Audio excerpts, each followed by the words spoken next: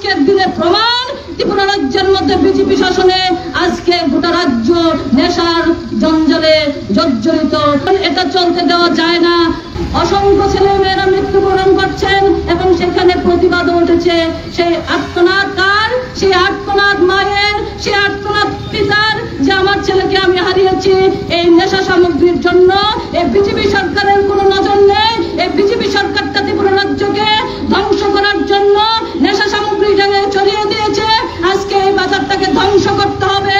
নারী নির্যাতন বন্ধ করতে গেলে এই নেশা সামগ্রী বন্ধ করতে হবে। নেশা সামগ্রী যেখানে যেখানে যেখানে যেখানে বিক্রি হয় সেখানে চলে আসছে সহসায় মানুষের হাতের কাছে। সেটাকে পুলিশ প্রশাসন জানে না? আমার প্রশ্ন, সেটাকে পুলিশ প্রশাসন জানে না? নিশ্চয়ই জেনে থাকবেন। তাহলে কেন সেখানে কাজটা করতে পারছেন না? পুলিশ বাবুরা কাজটা করতে পারছেন না কেন? যে কেন কাজটা করতে পারছেন না?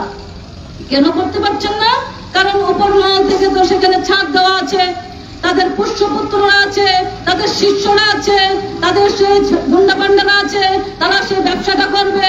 সেখানে সারা রাজ্যের মধ্যে নেশার সামগ্রী যখন থাকবে তখন গুন্ডা করতে থাকবে। একটা কাজের পেছনে 3 জন কন্ট্রাক্টর রেডি করে তারপরে 3 জনের নামে ওই অমরপুর পিডব্লিউডি অফিসে টেন্ডার ড্রপ করা হয়।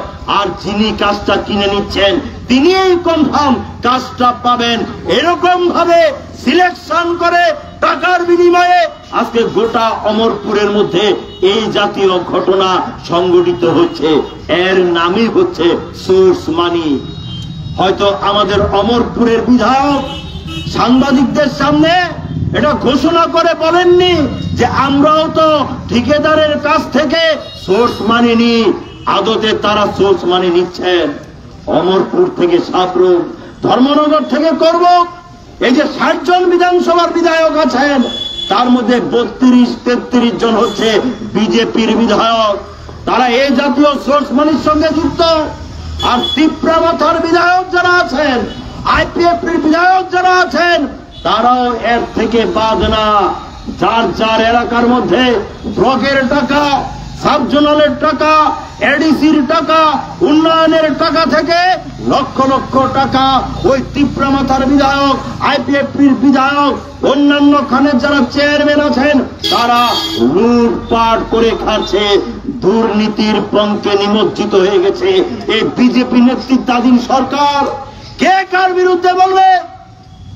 সুধাংশু দাস সোর্স মানির টাকা নেন। ওই যে আপনাদের বিকাশ দেববর্মা, উনার নামে আমাদের রাজ্য বিধানসভার একজন বিধায়ক, তিনি বিধানসভায় প্রশ্ন উত্থাপন করেছেন। লক্ষ লক্ষ টাকা, এই টাকা এক বিকাশ দেববর্মা উপজাতি কল্যাণ মন্ত্রী কোথায় থেকে আসে? জবাব দিতে পারলেন না। মামলার হুমকি দিয়েছিলেন ওই বিধায়কের বিরুদ্ধে, মামলা করতে পারলেন না। সুধাংশু দাসও জিতেন্দ্র চৌধুরীর বিরুদ্ধে মামলা করবেন বলেছেন, সাহস হয়নি মামলা করবার। বলে এতই তো প্রমাণ তারা দুর্নীতির সঙ্গে যুক্ত হয়ে গেছে। মানুষের স্বার্থ তাদের দেখার সুযোগ নাই। গোটা রাজ্য জুড়ে এক ভয়ঙ্কর অগণতান্ত্রিক অবস্থা তৈরি হয়েছে। সাধারণ মানুষের নিরাপত্তা নাই। পুলিশ থেকে শুরু করে উকিল পর্যন্ত, ডাক্তার পর্যন্ত, ইঞ্জিনিয়ার পর্যন্ত ওই বিজেপির নেক্সাস তাদের হাতে আক্রান্ত, বিজেপির গুন্ডাদের হাতে আক্রান্ত। এটা ত্রিপুরা রাজ্যের মধ্যে চলমান ঘটনা।